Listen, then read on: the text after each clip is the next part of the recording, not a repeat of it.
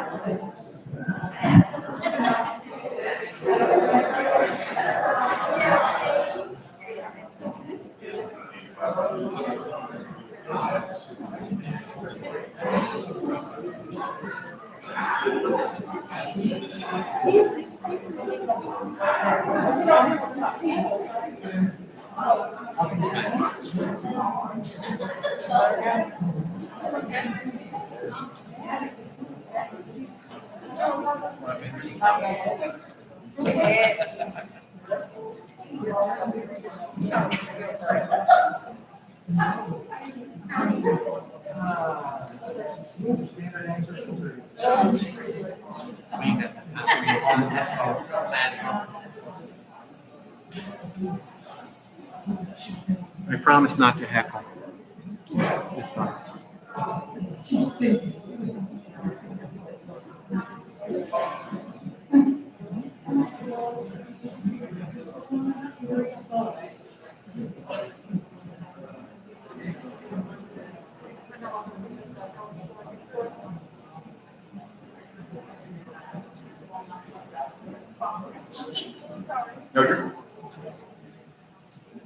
Good afternoon, and welcome to the Dyersburg State Community College Presidential Candidate Open Forum.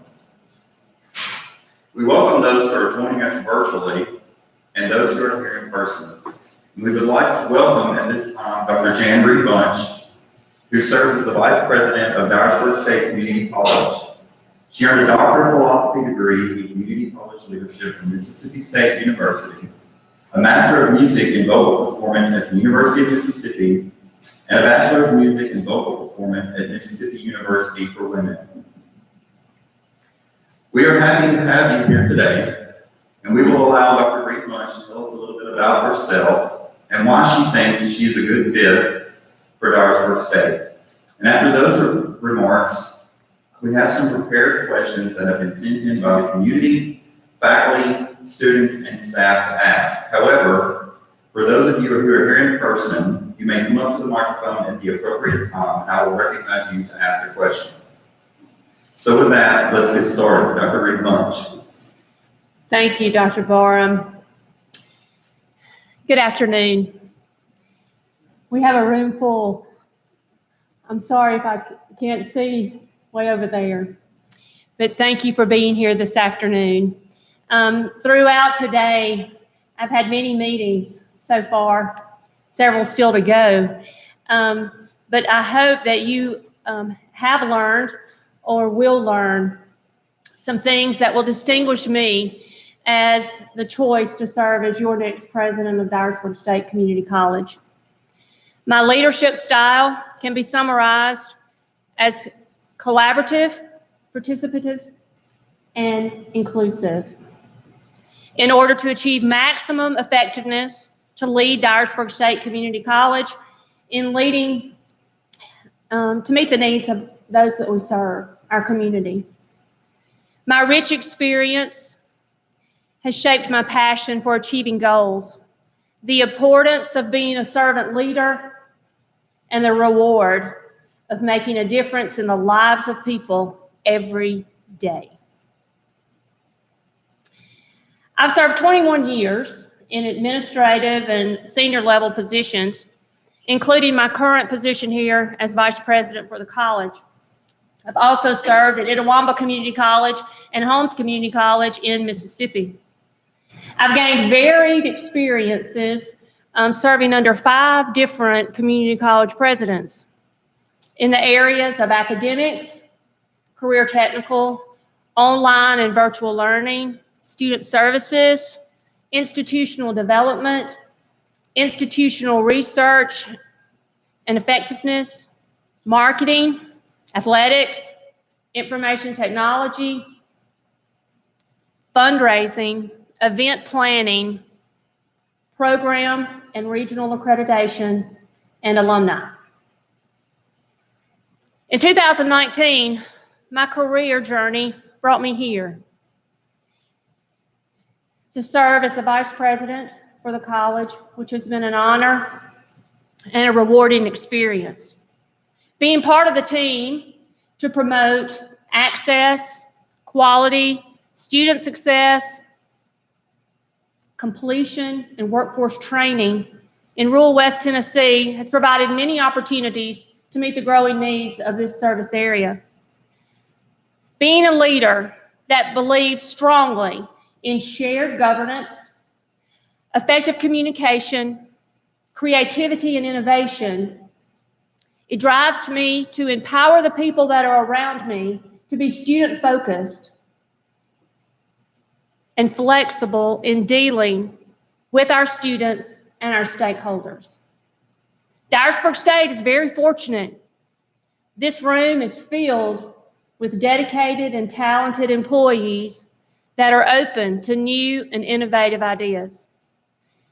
During my 2.5 years here, or Paul Rhodes would say, 849 days, I have worked diligently with others to move the college forward and increase capacity by pursuing 9 grants, in which 4 have been funded, totaling over $1.4 million.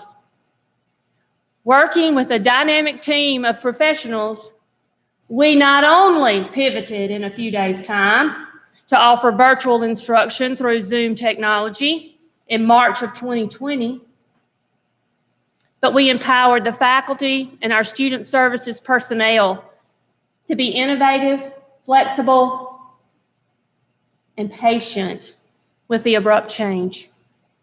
We did an excellent job in the instructional transformation. We have expanded academic programs in nursing, in emergency medical services, in healthcare technology, in engineering systems technology, and prison education. We've increased the capacity by establishing new labs at all Dyersburg State locations. We increased the number of sections we are offering for flexibility in scheduling for our students in 8-week terms to 86. Receiving the VETS campus designation in August of 2020 provided an avenue for enhanced services and programs for our veteran students as well as our military families. We've removed barriers for student access through additional online and virtual onboarding options. We established a diverse recruiting team that is more representative of the population that we serve. We implemented automated emails to acknowledge the receipt and processing of admission applications. We implemented a new model for new student orientation to provide increased access and services by offering options both virtual and in person. And the best part about it was the students leave with a schedule that day. We reestablished the food pantries to meet the food insecurities of our students, as well as provided mental health and medical services virtually to assist students during these uncertain and challenging times. We enhanced our advising process. We formed an advising steering committee that has led the good work of the refresher courses being formalized for master advisors to keep advisors current on curriculum changes and policy changes. And then we've celebrated the work of our master advisors on National Advising Day. Students still drive my career goals. As an undergraduate student at an institution that faced closure, I remember the united front to keep our doors open, to demonstrate the positive impact of our education and to preserve our history and traditions. You see, together we were successful. So I'm passionate, and I believe if you believe in something and you work hard for it, then good things will come.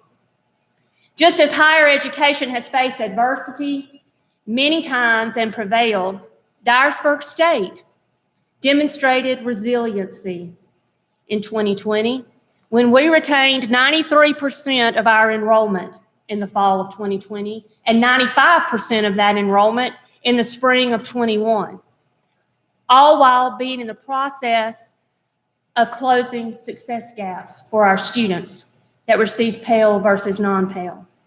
In the fall of 2021, just this semester, the hard work and determination of our faculty and staff have once again prevailed. We are number one in enrollment increase. We are number one in FTE increase. And we are leading in retention for the Tennessee community colleges. Our institution, it stands strong and determined to meet the needs of today's students, whether they're male or female, whatever, all walks of life, where we are instilling an undying devotion to exceed and that graduation matters.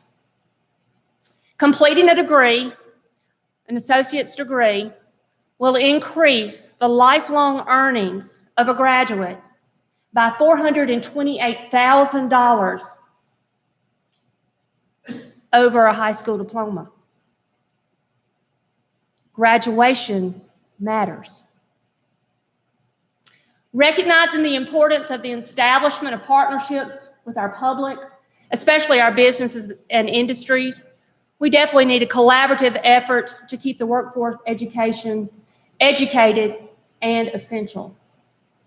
Dyersburg State has established strategic partnerships with businesses and industries to offer stackable credentials to meet the workforce needs with short-term programs.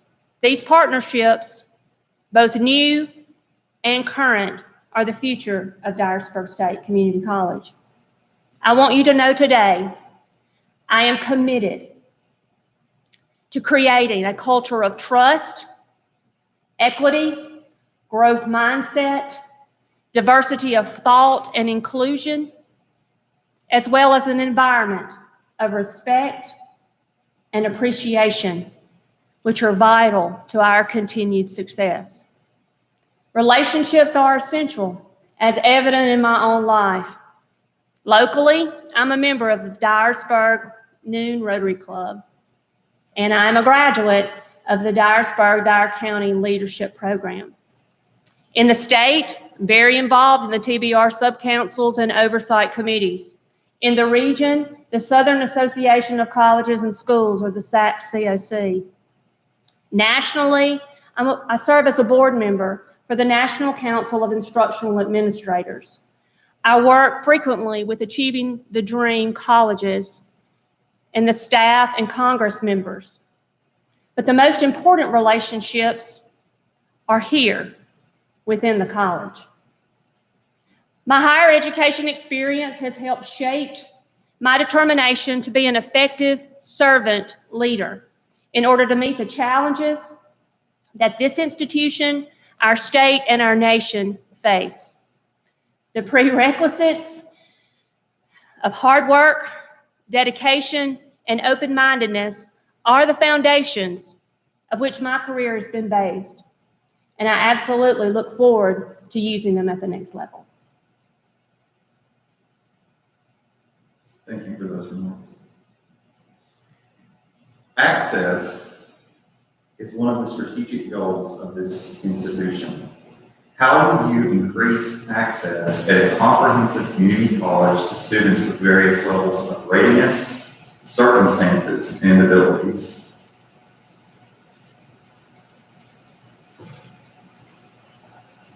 Our mission is to serve students and to serve this community. Access to the college and our programs is essential in order for us to compete and to thrive.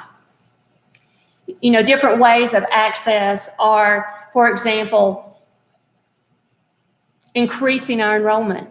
That's a given. Everybody, we all want it. We all strive for it every day. We have made significant progress this year in returning to that enrollment standard. We don't want to be the smallest community college any longer. We want to grow. How are we going to do that? We're going to do that by being responsive and being reactive and proactive to the needs of our communities that we serve. Our programs, our students, the number of students in high school is declining. That is a given fact. But we've got to have a higher yield there with our students. But they've got to know about our programs and how they will benefit them. There are certificates that our students in high school can obtain while they are in high school. We've got to do a better job of telling them about it. They will have stackable credentials as a high school graduate at the community college level if they play the card trial. But we've got to tell them about it. We have to tell our story. And in order to increase access, we have to be flexible with our schedule. The global pandemic changed everything. It opened up a world that we didn't know about. Or we knew about it, but we weren't taking advantage of it and utilizing all the aspects of it. Technology. This college is very rich in technology resources. We will never turn back from where we are now. Technology, Zoom, Microsoft Teams, online, it is here to stay. We've got to adapt to that and serve our people. But we've also got to be flexible in when our classes are offered. When do our stakeholders and constituents need them?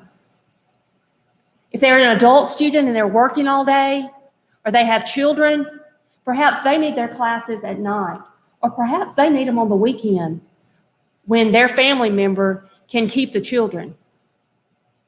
We've got to be adaptive.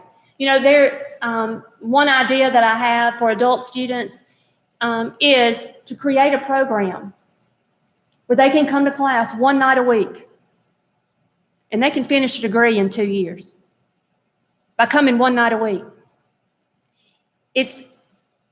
We all value our time. In 16 weeks or a semester or a year, for some people, they don't want to commit to that much time. But if we break it down into small pieces, then we can create our own puzzle together in order for students to reach their goals. But I believe we have to meet students where they are. I truly do, for access. We have to use our technology. We've got to have extended hours. We've got to work some flex schedules in order for them to have access. But we also have to be inclusive of all people. They need to see us in the communities and not have to come to us at the college. So that requires us getting out of our offices and being involved and engaged and telling our story. There's some wonderful stories here. There are some experts in this room that blow me away. at what they can do, what they know, what their students have done. We need to tell those stories. Those stories will bring more people into our college. And increasing access is opening up and having an open mind, and as I said, an inclusive environment, but also one that communicates and has a sense of belonging for people. They need to feel as if they belong here. So it is an openness that will help us, but it's also the power that's in this room. The power that's in this room can generate change. What will best serve this community, this region, for West Tennessee? It's amazing what I think we can accomplish together. Do you believe in the importance of following the chain of command? Why or why not? I absolutely believe in the chain of command. Everybody has a job and a job description. And it is very hard to manage if you are not aware of what is going on. And there needs to always be that conversation. And if there's a problem having that conversation, you still have the conversation. And then you take the conversation then to the next level.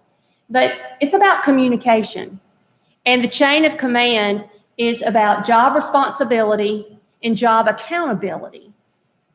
And I think that's very important in how we serve our students and how we serve this community. Is there are absolutely, we can accomplish more by working together rather than working individually. What specific action steps have you implemented in previous positions that directly impacted and improved graduation rates?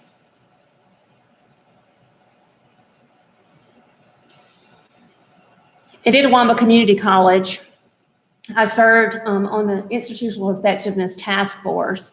And of that task force, individuals were charged with different projects.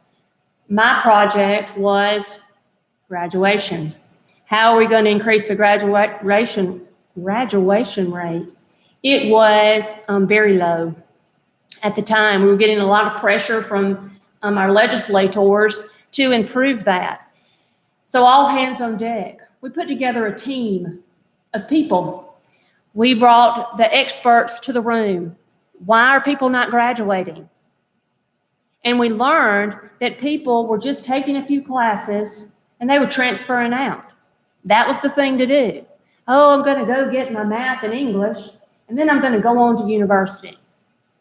Because we weren't doing a good job at making people aware the value of an associate degree. So graduation, action steps. Number one, we put together a task force. Number two, we did a graduation audit. And the rules are a little different, but in Mississippi, if you had the hours, you got a degree. We didn't ask, we sent it. Congratulations, you just received your diploma. Our graduation rate went up 54% in 1 year. And people said, hey, I got a degree. Fantastic. Little different scenario, but that's what happened there.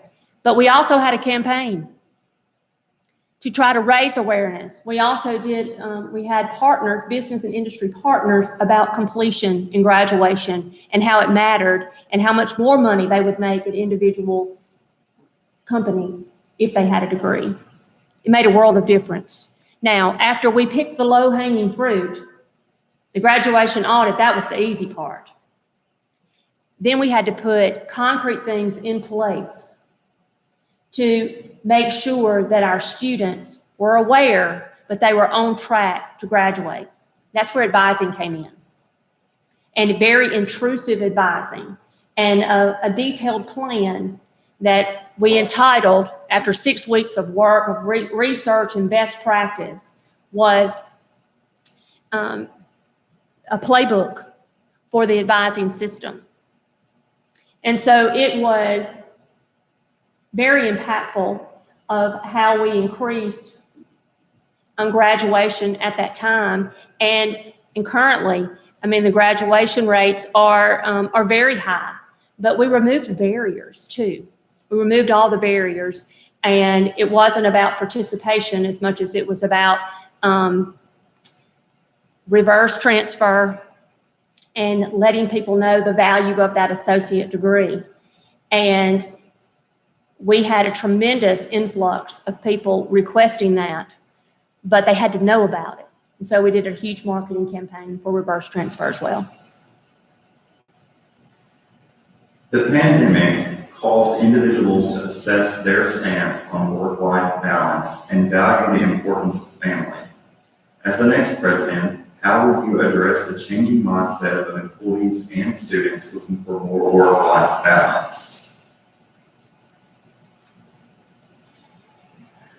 Work-life balance. I probably don't do that very well. But I will say this. Family is extremely important. And I think we work hard, but we work smarter. Employees, there has to be a balance in when work stops and work begins. And part of that is conversations and looking at job descriptions and job expectations. And what are our priorities? What are we focused on? And many times the work balance probably gets out of balance when you are not prioritizing your work. And so I think as part of the conversation that would be around the table, you know, I would encourage anybody that feels like they have a work family life balance issue and that work is infringing on that they have that conversation and let's with their supervisor and let's adjust. And I think everything is on the table because I think our lives have changed. We work, we shop, we live differently than we did 2.5 years ago. It's the reality. And I think it's part of being responsive, not only to our community, but to our employees. Another one of the strategic goals of this institution is quality. So in your words, what is quality and how should it be measured? Quality.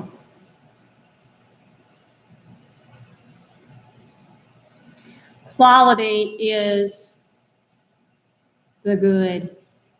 Quality is, I think quality is teamwork. I think quality is knowledge. I think quality is expertise.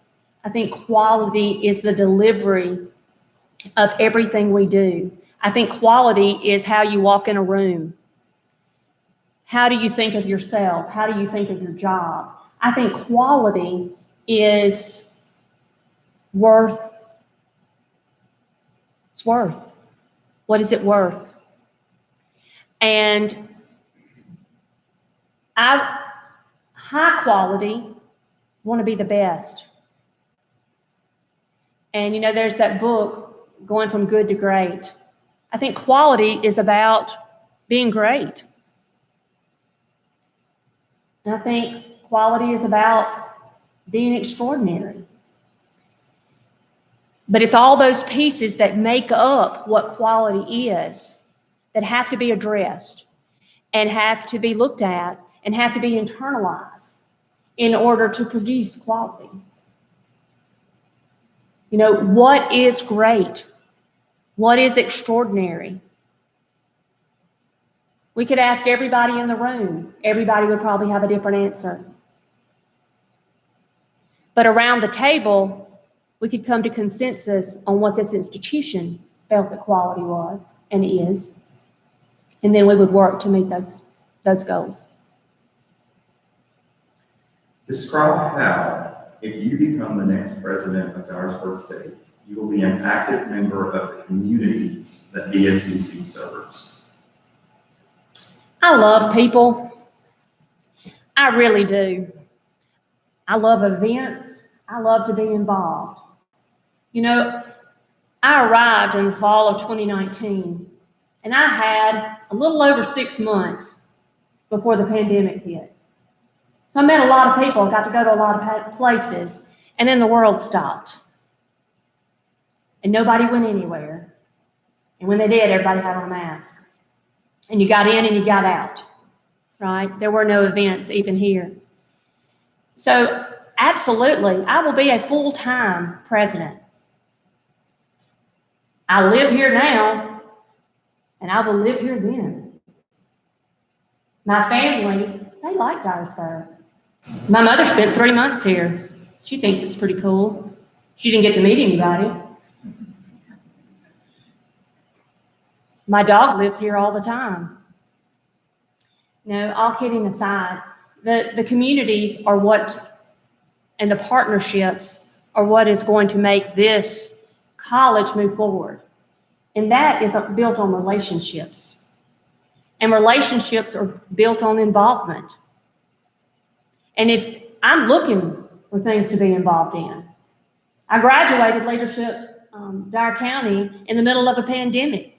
I actually missed out on a few things because of it. But I'm still learning about this area because of the pandemic. But you don't have to worry.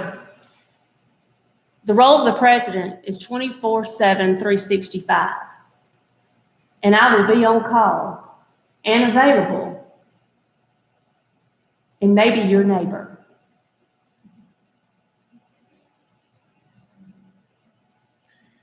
What are your ideas to maintain the positive influence of charitable gifting to Dyersburg State Community College? Our donors are very important to the continued success of the college. In order for people to want to give their money, they've worked hard all their lives for their money, and they want to invest in something that they believe in. Well, the first thing that I think needs to happen is that we need to believe in what we do, and we need to be able to tell our story.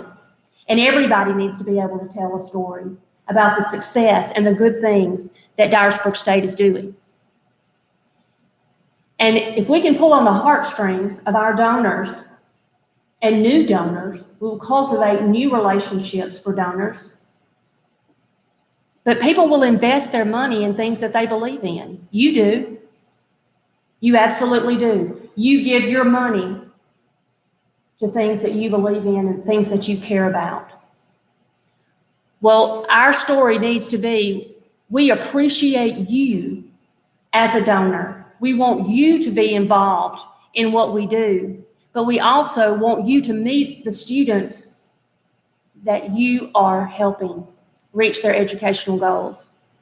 I truly believe that it is about relationships and that it is about telling our story, the story of our talented and dedicated faculty and staff, and telling the story about our students and where they're coming from and where they're headed. So I really believe that with a renewed energy and cultivating relationships and being out in the community, that those relationships will be strong. What should a new college president do in the first year?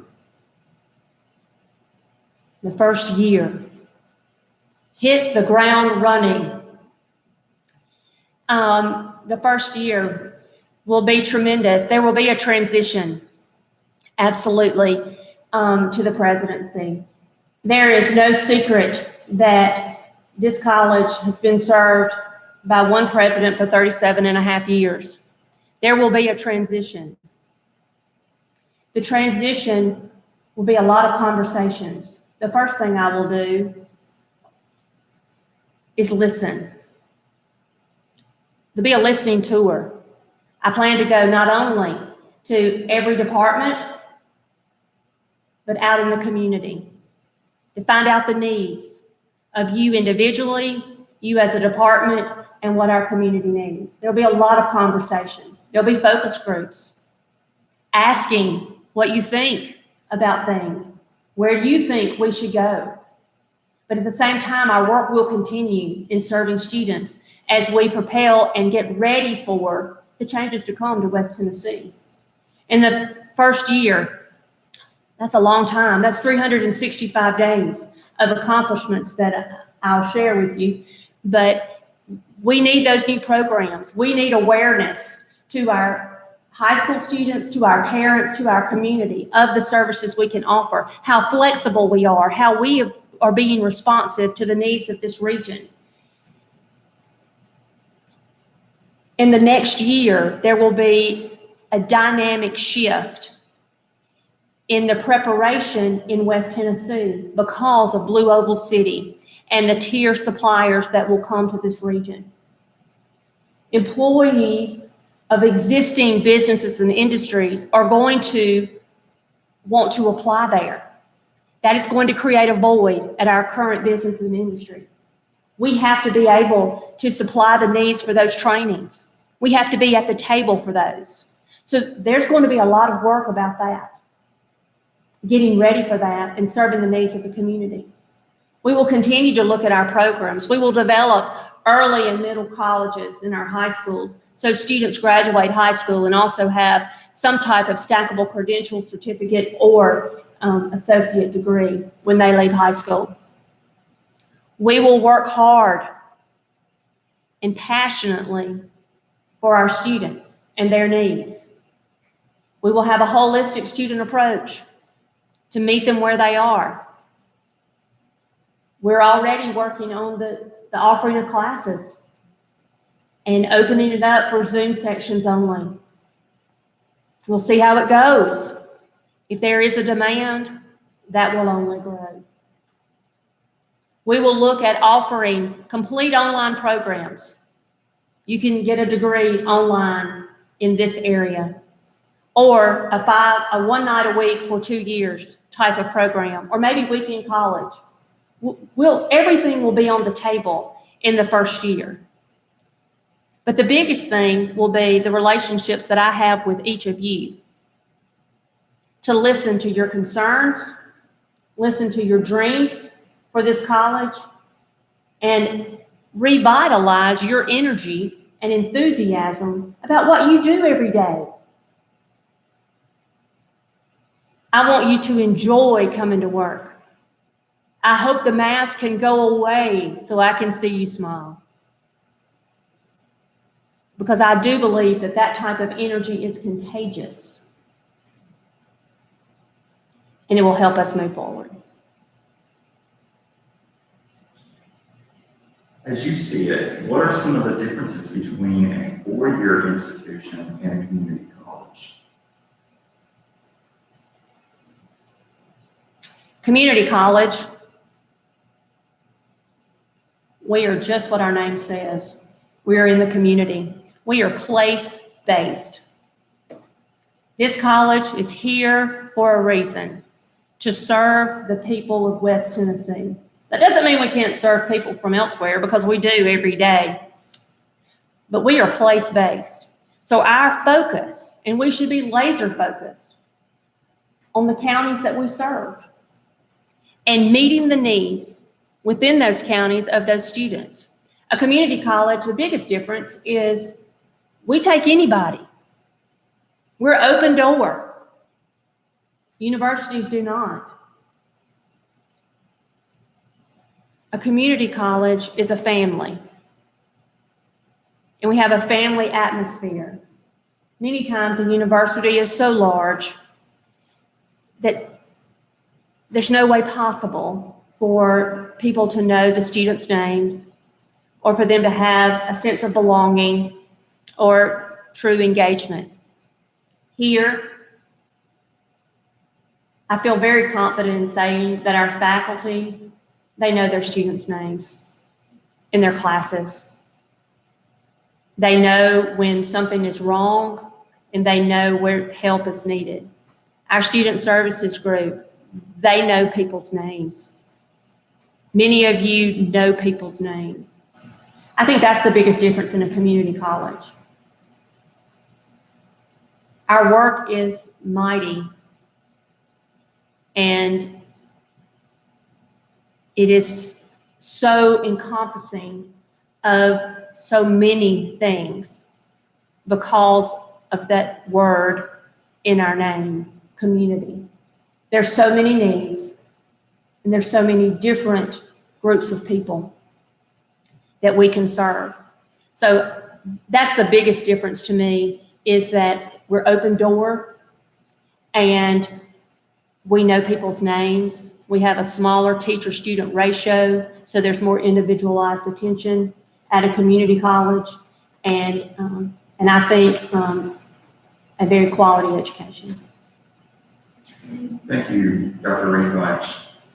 And with that, we've come to the end of the allotted time for the prepared questions. However, if any of you in the room would like to ask a question, we have the microphone available. We ask that you come to the microphone and ask a question of Dr. Reid-Bunch. Any of you like to?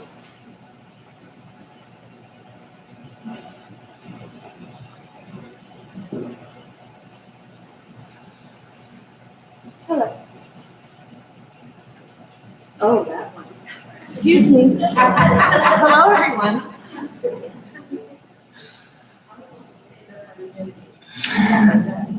Oh, yeah. Okay. I'm Mary Riggs, Interim Director of Human Resources, and we touched base on this Dr. Reid-Bunch on our smaller meeting just about an hour ago. But because we're streaming, and I know it's something that I hear a lot from employees, and in our director meetings, we hear a lot about it. HR is having an increasingly hard time filling positions, finding qualified applicants. Applicants anymore can be very demanding, a lot of being very choosy. A lot of people, department heads are asking HR, why haven't you gotten any applicants? HR directors are asking one another, well, where do you advertise for nursing? Where do you advertise for EMS? Where do you advertise for these specialized positions? Once COVID hit, and we all, most of us, started working from home, it opened up a new world. Even our own governing board has not returned to their offices to work. Here at Dyersburg State, we pretty much have been asked to work on campus 100% of the time. So in order to attract a diverse workforce, diverse applicants, what are your feelings about working remotely for positions that have that possibility? If not working remotely 100%, maybe a hybrid, working 2 days in the office, 3 days from home. I mean, what are your feelings on that? Thank you for that question. I absolutely will share the same answer I shared in a previous meeting today. It's absolutely on the table. In order to compete and to thrive, we have to consider all options. Now, I will say this, not all positions could we even have a conversation about. But there are positions that we could discuss. But I can tell you this, I'm not going to make that decision alone. I might make the final decision, but I'm not going to make it alone. Because as a team, we will work together to make sure that this institution is well served. And is it going to be the best thing for our students and for this institution for people to work remotely? And if we can check the box and that answer is yes, then we absolutely will consider it. But at the end of the day, the decision will be a team approach.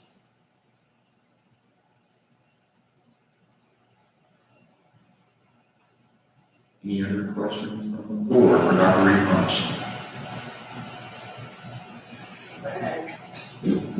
piggyback off something you said about, we're already going to start in spring about doing totally on Zoom classes. We know that we're going to continue that for quite forever. However, speaking from the Student Support Services side, and I know that ASC and math struggle with this as well, we've kind of conditioned our students the past year and a half to come to class at home, So those that are struggling are not staying here for tutoring, advising, they're not here. I even mentioned it the other day, and told our board here, the computer lab in the library used to fill all the time. There's nobody there. Our students aren't here. So how are we going to merge both ideas? We need, our students, especially mine and my program, need that extra help. They haven't grown up with parents supporting them. They don't have that support at home. We're the support. But then they don't want to stay on campus. What do you see are some ways we can continue the Zoom, but also keep these kids here on campus because we need them and they need to be here. Well, I absolutely agree that, it will be a real change if we no longer have students on campus. And that is not what I'm advocating. I'm advocating a flexibility for our students to choose. And what we were referring to, that in the spring schedule, when it comes out next week, students will have an option of a Zoom-only section of a class if the faculty member has chosen to utilize that technology. And at this point, I'm not sure of how many actual sections that is. Then we will check the demand. What is the demand for Zoom only? But to answer your question, Paul, I think it's absolutely essential that we keep in contact with our students and that we keep those touch points for them to have tutoring. Now, we have virtual tutoring services, but as we have talked throughout the day, in person is very beneficial. It's very beneficial. We will have to find that balance because there are students that the only way they're going to be able to go to school is through technology. And how are we going to provide them the services that they need to be successful, whether they're in your program or in another program, in a math class, for that tutoring and that special need that they have. Now, we may have to schedule another time. Perhaps we need to look at the times we're offering tutoring. If we're only offering tutoring between 8 and 4:30 or 8 and 6 p.m., maybe our students need it at 8 p.m. And maybe we need to look at a flex schedule for a staff member in order to be here to provide that tutoring. So I think, once again, it goes back to effective communication and finding out what our students need. And that changes every term. But for the people on the front lines, they have a pretty good idea. You have a pretty good idea of what they need. Faculty has a pretty good idea of what they need. But is that really what we're doing now? And how can we adjust what we're doing and adapt to meet their needs? A lot of tough conversations will have to happen. But we are in a new world. And we will have to approach it. Keep going back to a team. I don't have all the answers. But I guarantee there's some people in this room that have some really good ideas.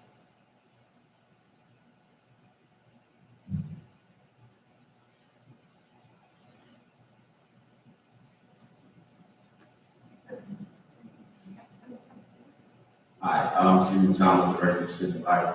I just have one more question. When it comes to hiring and making the staff and faculty more diverse, in the community that I've lived in for over 20 years now, there is a stigma that African Americans will not get hired in Dyersburg State.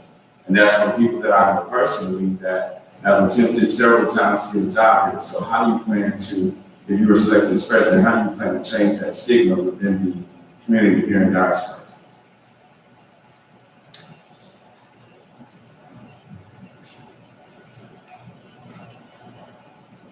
Well, first of all, we're going to be inclusive at this college.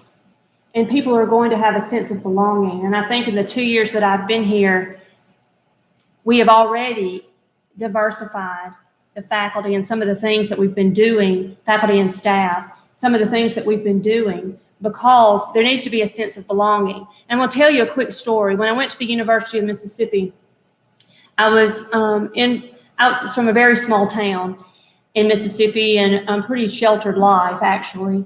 And I finished my bachelor's degree. And when I went to the University of Mississippi, it was a whole new world for me. I was involved in a particular choral group, the concert singers. Incredible singers, but from different parts of life. There were different races, there were different religions, there were different cultures, there were different sexual orientations. They were the most diverse group of people. It was truly a melting pot of individuals. And it didn't matter their beliefs, their skin color, or what they did in their private time. When we all came together, we were unified with one of the most glorious sounds that I've ever heard. Everything will be looked at with an equity lens in my administration. Differences being brought to the table make us extraordinary. And we need to move away from being ordinary. You know, I guess I would say to you, Stephen, encourage them to apply again. And if they are the most qualified candidate, they're going to get the job. But I think people need to know that we are an open and an inclusive community here at the college. You know, that stigma needs to go away. You know, since 2019, as I've shared in a previous meeting today, we have increased our percentage of diverse hires. We've worked very hard at it with African Americans and Asian Americans, male and female. So I think we're on the right track. But what everybody truly needs to know is that if we are going to move into the future and we are going to be successful, it is going to take the differences uniting to produce that sound, that glorious sound of progress and growth and success.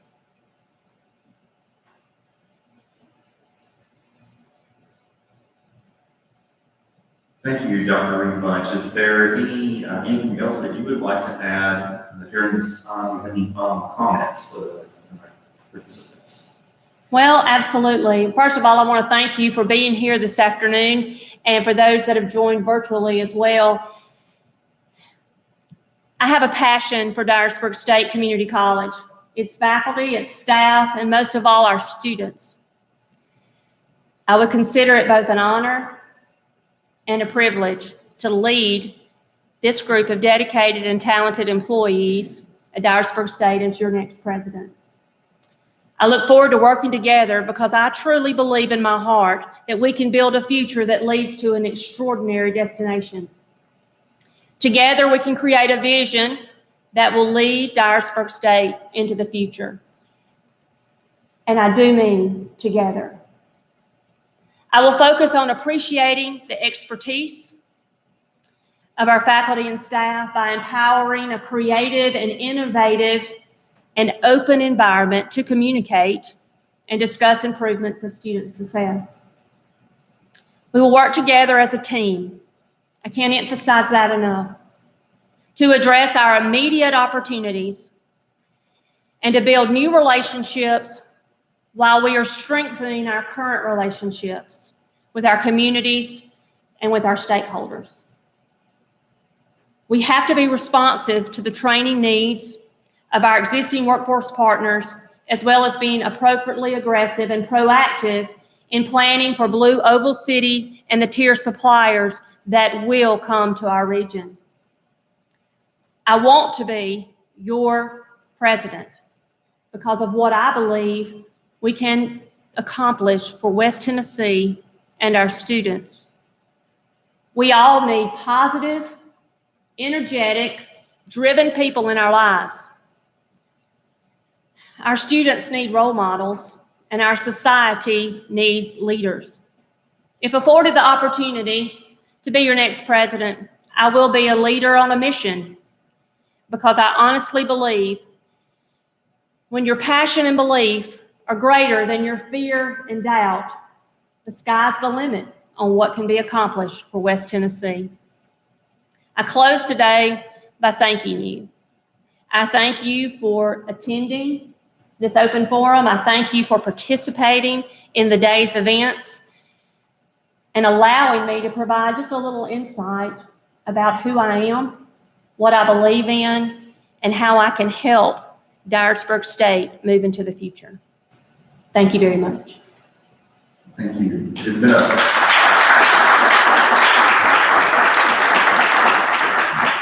been our pleasure to host Dr. Jamie Reid-Bunch on our campus today. You are invited to complete a survey about the finalists for the next president of Dyersburg State Community College. Access to the survey may be found on the TPR website under executive searches or via a QR code that is posted near the exits as you leave today.